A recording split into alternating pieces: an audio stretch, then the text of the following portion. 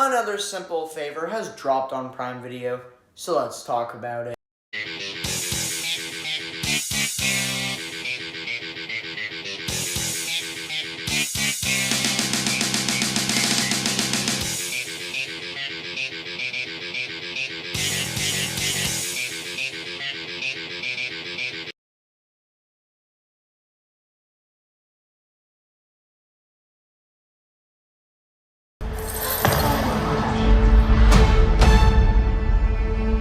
Emily, how are you here?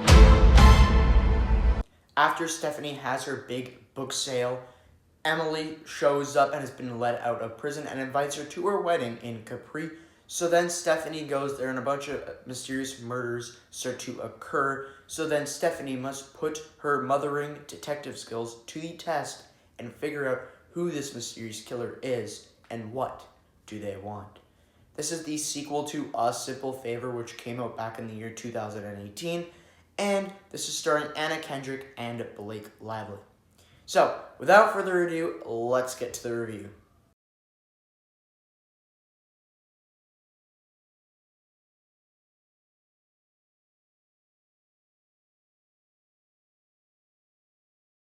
Please let me know, did you like it? Did you hate it? Did you think it was okay? Did you love it? Please let me know what you thought of Another Simple Favor in the comments. Also, all the reviews I do are spoilers, so if you don't have spoilers, go watch the movie, then come back and watch this video. Also, I have other content on my channel. Check those out once this video is done. We're kicking off things with the positives. Okay. So the first positive I have for this movie is I really like the chemistry between Anna Kendrick and Blake Lively in this movie. I just really enjoyed them solving all the crimes and murders in this film and just working together as friends. I really enjoyed that. And in the first film, we didn't get that because the twist was Emily, Blake Lively's character, was the killer and she was never kidnapped. She disappeared because she killed some people and she didn't want to go to prison. That's what the first one was. But from the 30 minutes we got in the beginning where they become really best friends and they're just talking about their parenting life, love life, stuff like that, I actually enjoyed that. I don't know if that's weird or not, but I enjoyed that. It was a good time. But once the kidnapping stuff kicked in, I enjoyed that more, but I still enjoyed them on screen together, and I think it's because of the chemistry that they have. I don't know if they're friends in real life, but they should be because, man, it's very convincing in both of these films. But especially in the sequel because we get them on screen together for a lot more. And I had a good time solving the crimes and murders as friends. So I had a really good time with that. And Blake Lively's performance in both of the films, really, really good job. We'll talk about Anna Kendrick and the negatives. Anna Kendrick was great in that first film. But yeah, we'll talk about her in the second film and the negatives. But Blake Lively was maybe even better than she was in the first film in this movie. She had a really good performance, and she was playing her sister Charity, who was one of the killers. So she did a very good job with that. So it was really cool, really enjoyable. Had a good time with Blake Lively playing the sister, which is this dark, emotional, troubled, weird, kind of psycho sister. And then we got just Blake Lively having fun, dating Dante, stuff like that. So, hey, found that enjoyable, had a good time with that. And this one is more of a straightforward whodunit mystery film than the first, because the first one is a kidnapping mystery, which, kidnapping doesn't really solve anything. Just when you look at the trailer, it looks like a kidnapping mystery film. Kind of like Murder Mystery 2, but Murder Mystery 2 was really bad. And A Simple Favor is 100 times better than Murder Mystery 2. That film was awful. But anyway, I'm just saying that one was a kidnapping mystery. And this one also. That's what that first one is. But the second one, just more of a straightforward whodunit mystery film. They go on a vacation, murders start happening, so they need to solve who the killer is. I can't dumb that down for you. That's what the film is. Honestly, I probably would have enjoyed this more if it was in theaters. I don't know why. did the first one release in theaters? I'm not totally sure. I watched it for the first time, like a week ago or something to get ready for this. Finally, I watched it yesterday. But hey, yeah. But anyway, I think that this one did a good job at the whodunit mystery part. I think it did a good job at that with the kills and the twist who the killers are. Like that, I did. The characters that they introduced, we got Dante, who's Blake Lively, Emily's new boyfriend / husband for a couple of hours. Then he gets killed off. And then there's also I thought it was his brother, but it wasn't. It's the guy he used to date, and he's in there. Yeah, and then he was kind of suspicious. I thought actually he would be the killer, but he wasn't. He wasn't at all. Like, he was there, then Dante got killed when Stephanie found out, then she came back. Then, like, a couple minutes later, he just comes back with a suit, just like, and he walked back the same direction that Stephanie walked back in, so kind of suspicious. Then we never saw him again until the end of the film, so that was kind of weird. But hey, he was there. The mom of Dante, she was there. I mean, obviously she was there. Why am I saying that? She didn't return. She's new character. She was interesting. But again, we didn't really get to see her that much after Dante's killing happened. And then obviously Stephanie and Emily are there. I guess Emily's mom, who we saw in the first one, she's old, so she basically has memory loss here. Like, 1 minute, she's very smart, she remembers all this stuff. 1 minute, she thinks that her husband, Bruce, and stuff is still alive. So yeah, and then her aunt, Linda, is there too. I think that's everyone. And then also Sean is there as well from the first film. And their son, Nicky, grown a lot. So yeah, that's really everyone. There's also this weird FBI agent girl who, like, follows Anna Kendrick's character for, like, a lot of the film. So yeah, that's, like, all the characters, and the twist is, here it comes, that Charity was still alive, who we thought to be dead in the first film, in childbirth, because we know that Emily killed her sister, Faith, drowning her at the end of the first film. But in this film, Charity was alive, and she was doing most of the killings and stuff. So she did that. She killed Dante. And yeah, like, Dante's killing, come on, you gotta bring some action into here, sorry. What? Bring some action into here. Not like action, but like, she killed Dante. Also, Emily's mom, she got killed by the other twist, the killer, Aunt Linda, because I guess the mom told Stephanie way too much. She's like, yeah, I told her everything, you're going down. So then she chokes her, suffocates her with a pillow. We get some other kills, like the FBI agent girl gets stabbed in the back by Charity. I honestly forget a lot of the kills. There's another one we'll talk about in the negatives, like the first kill of the movie. The one that I just didn't really sit with me well.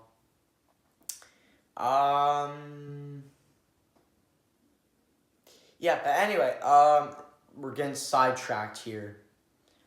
For the most part, I had a good time with this movie. I like the whole vacation theme here. It's cool, even though it's kind of generic.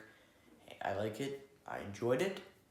So yeah, that's really most of my positives that I had. But mostly that like a bromance, even though they're girls, that bromance between Anna Kendrick and Blake Lively. They're just so freaking enjoyable. They carried the entire film. Just seeing them together solving these crimes. Really, really enjoyed that. And some of the comedy, man, that was really good too. Some of the kills, nice. Twist, good. So yeah, I had a good time with this movie, but obviously some negatives, so let's get to the negatives. Now, I won't be talking too long with the negatives. I only have like 2 or 3 that I need to talk about.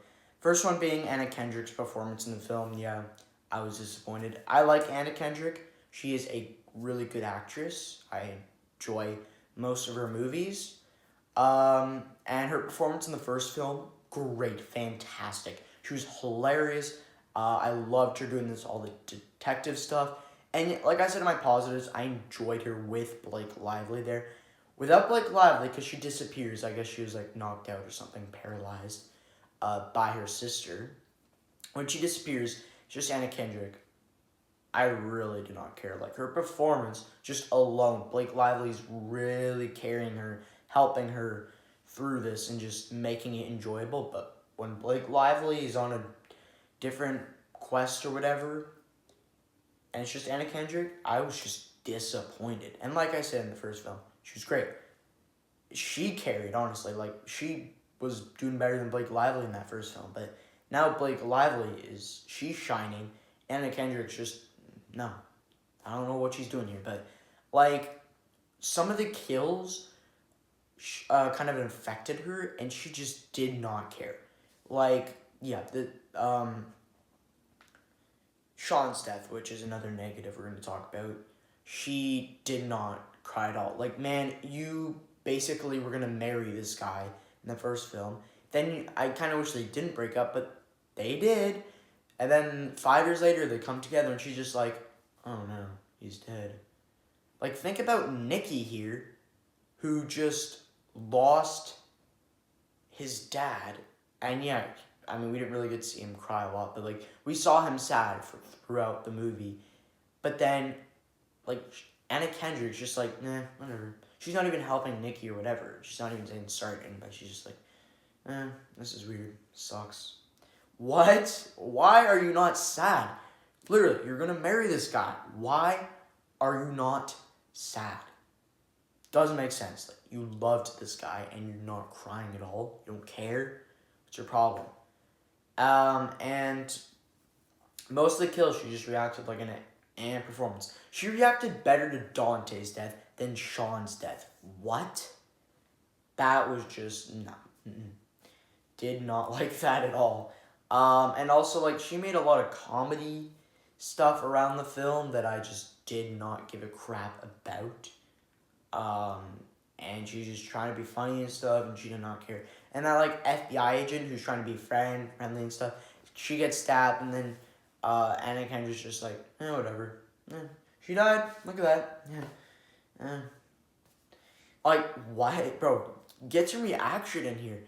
Like, she freaked out in that first film, and, like, now in this film, she's trying to be, like, this cool person who's trying to stand up and be brave, and she's not acting like that sweet, funny parent that we all loved and cared about in that first film. Now she's just, like, she's trying to be, like, more of Blake Lively's character, but we do not want that. We want that funny, kind of goofy parent back, and that's not what she's doing here. So I was just very, very disappointed in Anna Kendrick's performance in here. And if they're making a third film, I hope she can do better than that. But yeah. Now, my next negative is Sean's death. He was, like, the first kill in the movie. And when he came into the film, he was just this drunk, really mean guy. Like, he was saying all this stuff, like, he's gonna, like, get Nicky, like, permanently so that he will not let Emily see her son at all. He's just going to take permanent control over him so that he can just be his guardian, and that's it. Emily, cannot see him. He was doing all that stuff. He's just being very mean, and he was very drunk. He just did not care. And then he, like, goes in the shower and stuff, and someone sneaks in and stabs this, like, needle into him and makes him, like, bleed eyes and all that stuff. What's that from? Bullet Train. Like, Bullet Train. One of my favorite action films of all time. In Bullet Train, there's, like, the Hornet girl who stabs people and then makes their eyes bleed out and stuff. That's kind of what happened to Sean here. So, and the reason why I had a problem with it is because I kind of wanted Sean and Stephanie to get back together. I actually really liked their romance in the first film. I mean, it's not like a romance movie, but I kind of enjoyed it. But they don't, and then, like, he just gets killed in the shower. Like, why would you kill off Sean? First of all, I wanted to see Nicky's reaction, Stephanie's reaction to this, even Emily's reaction, even though, like, she actually had a better reaction than Stephanie. Stephanie had no reaction, didn't care. Nicky, it was off screen with his reaction, so I was kind of disappointed about that. I kind of wanted to see the kid. But at the wedding, we can very much see that he's very sad. And then also, Emily's reaction. She was good. So I just wanted to see people's reaction, and they didn't, and yeah, no. And why would they kill off Sean for the first kill of the movie? That kind of pains me. First kill of the movie, no good reactions. What? We need the big reactions. You need to show them, because, first of all, an ex-husband and a father was lost. Like, yeah, he was an ex-husband, basically, like, two people. Ex-boyfriend is Stephanie, but still. Not a smart move to kill off Sean. And yeah, he was actually a funny guy. Probably one of the best characters in these movies. And yeah. But anyway, that's really all my negatives. Oh yeah, there's a scene where the end of the film where the killers are revealed that it's Aunt Linda and Charity. And she threatens to kill not just Stephanie, but Emily. And then Charity's just like, no. Me and Emily are like one. We're sisters. You cannot kill her. So then they fight over it. So then she shoots Aunt Linda. And she falls. Bro, that is probably the goofiest scene I've ever seen in my life. When she falls, like, she pushes her off this cliff. She's bouncing like she's a rock with her hands up in the air because it, like, really goes up. And I was like, what? And she's bouncing like a rock with her hands up and legs like that, like she's a rock or something. And just bouncing. She's like, oh, no. And, yeah, bro, like, maybe just land her on something and she's dead. That was, honestly, the stupidest and most ridiculous scene. And, like, the worst-looking scene. One of the worst-looking scenes I've ever seen in my life. Like, that was so dumb. And, yeah, like, I don't even want to watch the scene ever again. It's so stupid. Like, what are you guys using to film this movie? I mean, for the rest of the film, sure, fine, it's good. But then you look at this, and it sucked so bad. So, yeah, those are my negatives. Let's get to the ratings. Alright, so I'm going to give Another Simple Favor a 7 out of 10. I thought this was a good and enjoyable film. I had a good time with this movie. But there was some choices the movie made that just didn't sit with me well, and some performances that, So that's why I'm giving Another Simple Favor a 7 out of 10. I'll see you in the next one.